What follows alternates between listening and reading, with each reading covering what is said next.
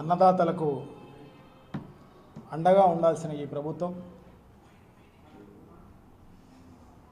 ఈ గత 17-18 నెలలుగా చూస్తే ఎప్పుడూ కూడా రైతులకు తోడుగా ఉన్న పరిస్థితి లేదు. గత ప్రభుత్వంలో జగన్మోహన్ రెడ్డి గారు వ్యవసాయానికి పెద్దపీట వేసి విద్య, వైద్యము, వ్యవసాయం పైన పెద్ద ఎత్తున ఫోకస్గా పనిచేసిన ప్రభుత్వం గతంలో జగన్మోహన్ రెడ్డి గారి ప్రభుత్వం. ప్రతి 2000 జనాభాకు ఒక రైతు భరోసా కేంద్రాన్ని నిర్మించి రైతులకు ప్రతి విషయంలోనూ తోడుగా ఉండాలన్న ఉద్దేశంతో అన్ని రకాలైన సదుపాయాలు కల్పించి రైతు భరోసా కేంద్రాన్ని నిర్మించి వన్ స్టాప్ సెంటర్ అన్నట్టు ప్రతి విషయంలోనూ తోడుగా ఉన్న పరిస్థితి మనం చూస్తున్నాం, గతంలో చూసాం. భూమి పరీక్షల నుంచి మొదలుకొని అన్ని రకాలైన ల్యాబులు అయితేనేమి, దాని తర్వాత మార్కెటింగ్ అయితేనేమి, తర్వాత ఎరువులు అయితేనేమి, పెస్టిసైడ్స్ అయితేనేమి, విత్తనాలు అయితేనేమి సకాలంలో అందించిన ఘనత గత వైఎస్ఆర్ కాంగ్రెస్ పార్టీది, జగన్మోహన్ రెడ్డి గారిది. ప్రతి విషయంలోనూ ధర స్థిరీకరణ అయితేనేమి దాదాపు 5 ఏళ్ల కాలంలో 8,000 కోట్ల రూపాయలు ఒట్టి ధర స్థిరీకరణ కోసమే ఖర్చు పెట్టిన పరిస్థితి. అంటే మార్కెట్ ఇంటర్వెన్షన్ కోసం, అంటే మార్కెట్లో ధర పడిపోయినప్పుడు రైతుకు రక్షణగా ఉండే కార్యక్రమం, రైతుకు తోడుగా ఉండాలన్న ఉద్దేశంతో మార్కెట్ క్రియేట్ చేసి ప్రభుత్వమే కొని వాళ్లకు తోడుగా ఉన్న పరిస్థితి మనం చూసాం. అది ఎంత దూరం పోయిందంటే కరోనా టైంలో అయితే చీనీకి అయితే రైళ్లు పెట్టి, ప్రత్యేక రైళ్లు పెట్టి ఢిల్లీకి, బాంబేకి, కలకటాకు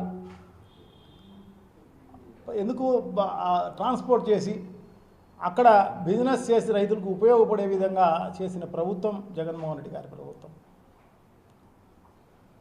అలాగే ప్రతి విషయంలోనూ ఉల్లికైతే దాదాపు 10,000 టన్నులు కొని ప్రభుత్వం రైతు భరోసా కేంద్రాలలో పెట్టి అమ్మిన పరిస్థితి అన్నమాట. ఎక్కువకు కొని తక్కువకు అమ్మిన పరిస్థితి. ఎందుకు? రైతులకు ఉపయోగపడాలన్న ఉద్దేశమే. ఎందుకంటే ఈ రాష్ట్రంలో వ్యవసాయానికి ఆధారపడి రైతులైతేనేమి, రైతు కార్మికులైతేనేమి వీళ్ళందరూ దాదాపు 70-75% ఈ రాష్ట్రంలో ఉన్న పరిస్థితి అందరికీ తెలిసిన విషయమే. వాళ్ళు నిరుద్యోగులు అయిపోయినారనుకోండి, వాళ్ళు ఖాళీగా ఉన్నారనుకోండి, కరువు వల్లనో, వరదల వల్లనో, ఇంకొక దాని వల్లనో ఎంత అతలాకుతలం అయిపోతుంది. 75% మంది ప్రజలు నిరుద్యోగులు అయిపోతే, సో అందుకోసమే ప్రభుత్వం బాధ్యత, రైతులను కాపాడాల్సిన బాధ్యత ప్రభుత్వం పైన ఉందని గుర్తెరిగి జగన్మోహన్ రెడ్డి గారు అప్పుడు పరిపాలించిన పరిస్థితి. రైతు భరోసా కేంద్రంలో ఈ ఎరువులు కావాలి అని చెప్పేసి ఇండెంట్ పెడితే 48 గంటల్లో మార్కెట్ కంటే 10 రూపాయలకి తక్కువకే రైతు భరోసా కేంద్రంలో సప్లై చేసిన ఘనత కూడా జగన్మోహన్ రెడ్డి గారిది. అటువంటి సిస్టమ్ను ఫాలో కాకుండా నెక్స్ట్ వచ్చిన ప్రభుత్వం వ్యవసాయం దండగానే పరిస్థితి మళ్ళీ పునరావృతం అయ్యే కార్యక్రమం జరుగుతుంది అన్నమాట. ఈరోజు యూరియా కోసం బారులు తీరి ఉంటే, సొసైటీల ముందర బారులు తీరి ఉంటే రైతులందరూ వాళ్ళను బఫే అన్నం తినే దాంట్లో బఫేలాగా ఉన్నారని చెప్పేసి హేళనగా మాట్లాడిన పరిస్థితి వ్యవసాయ మంత్రికి నిజంగా కూడా చాలా దారుణం. వ్యవసాయ మంత్రి ఒక బాధ్యతాయుతమైన మంత్రి, ఆ కన్సర్న్ మంత్రి, ఆ మంత్రి అలా మాట్లాడడం అనేది నిజంగా చాలా దారుణం, హేళనగా మాట్లాడిన కార్యక్రమం. చంద్రబాబు అయితే ఈ ఎరువులనే నిషేధించే కార్యక్రమం చేయాలి, యూరియా వేస్తే ఆరోగ్యం క్షీణించిపోతుంది. ఇదా ఇప్పుడు మాట్లాడాల్సింది? నువ్వు ఆర్గానిక్ వేలో వ్యవసాయాన్ని పూర్తి స్థాయిలో నువ్వు అభివృద్ధి చేసినప్పుడు, అవేర్నెస్ క్రియేట్ చేసినప్పుడు, దానికి కావాల్సిన సదుపాయాలు రైతులకు కల్పించినప్పుడు నువ్వు మాట్లాడాలి. అవి ఏమి లేకపోకుండానే ఇప్పుడు యూరియా నువ్వు ఈలేని పరిస్థితుల్లో, ఫెయిల్ అయిన పరిస్థితుల్లో ఈ ప్రభుత్వం చేతగానితనం వల్ల ఫెయిల్ అయిపోయిన పరిస్థితి. సో ఈ వ్యవస్థలందరినీ ఉపయోగించుకున్న పరిస్థితే లేదు. రైతు భరోసా కేంద్రం అయితేనేమి, వాలంటీర్స్ అయితేనేమి, వ్యవసాయ అధికారులు అయితేనేమి, వీళ్ళందరినీ ఉపయోగించుకున్న పరిస్థితే లేదు.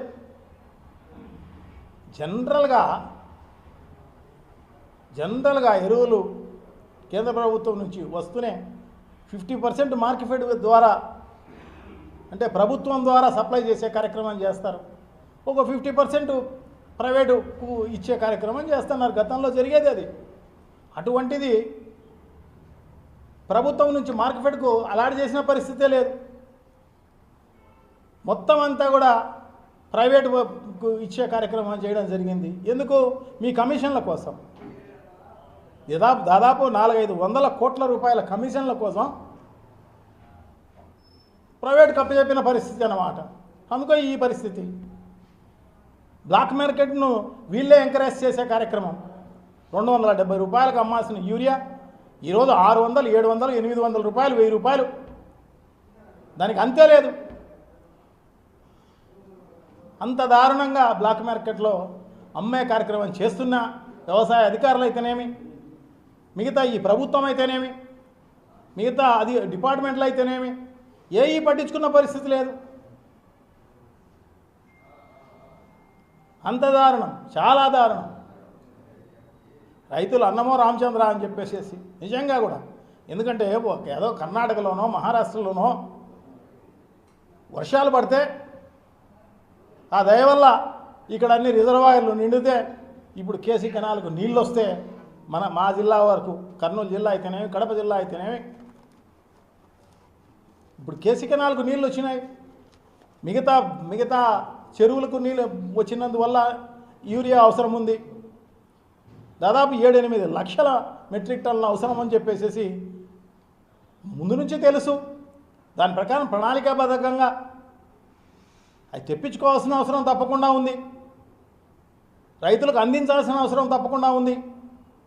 ఆ బాధ్యత పక్కన పెట్టి అది కూడా బ్లాక్ మార్కెట్కి, మాఫియా బ్లాక్ మార్కెట్కు ఇచ్చే కార్యక్రమం చేసి రైతుల్ని ఇంత ఇబ్బంది చేసిన పరిస్థితి ఈ రాష్ట్రంలోనే కాదు, భారతదేశంలో ఎక్కడ కూడా జరిగి ఉండదు.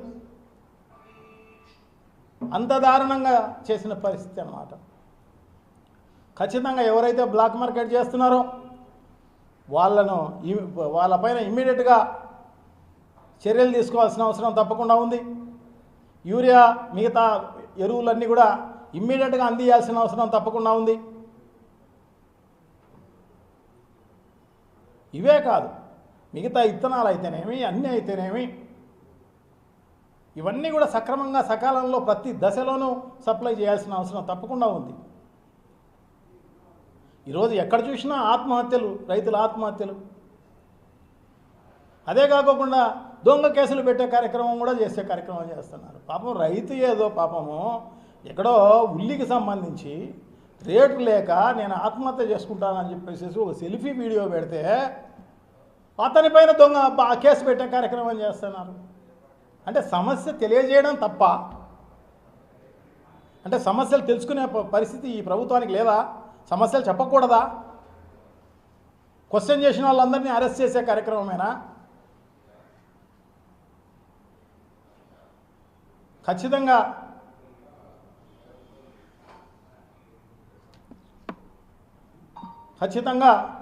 ఈ ప్రభుత్వానికి బుద్ధి చెప్పే రోజులు దగ్గరకు వచ్చే కార్యక్రమం తప్పకుండా జరుగుతోంది. తొందరలోనే జరిగే కార్యక్రమం జరుగుతుంది. ఇవన్నీ హైలైట్ చేస్తూ వైఎస్ఆర్ కాంగ్రెస్ పార్టీ రేపు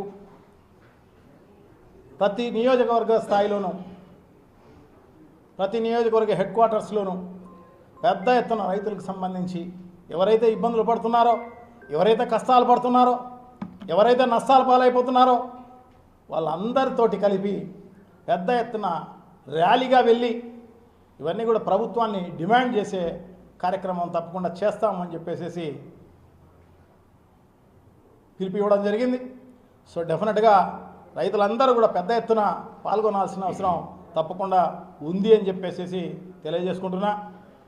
ఎందుకంటే మన సమస్యను మనమే హైలైట్ చేయాల్సిన అవసరం తప్పకుండా ఉంది. ఈరోజు వైఎస్ఆర్ కాంగ్రెస్ పార్టీ పిలుపిచ్చినందువల్ల ఈరోజు వ్యవసాయ అధికారులు ఇప్పటికిప్పుడు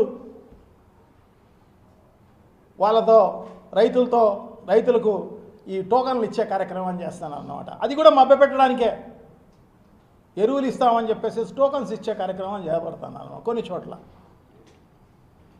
అంటే మేము ఎవరో ఒకరు పెద్ద ఎత్తున ఉద్యమాలు చేస్తేనే కానీ ఈ ప్రభుత్వం పనిచేయదా?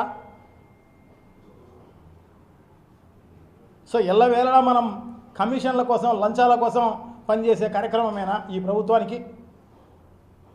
సో డెఫినెట్గా రోజులు దగ్గరకు వస్తున్నాయి. జంబ్లింగ్ వస్తే ఇంకా ముందుకు కూడా వచ్చే కార్యక్రమం జరుగుతుంది.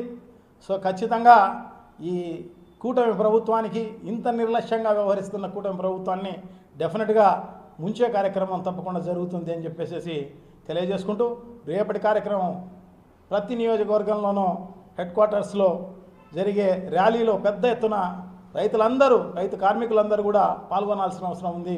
పాల్గొనమని చెప్పేసి అందరికీ కూడా విజ్ఞప్తి చేసుకుంటూ సెలవు తీసుకుంటున్నాం. Thank you. నమస్కారం.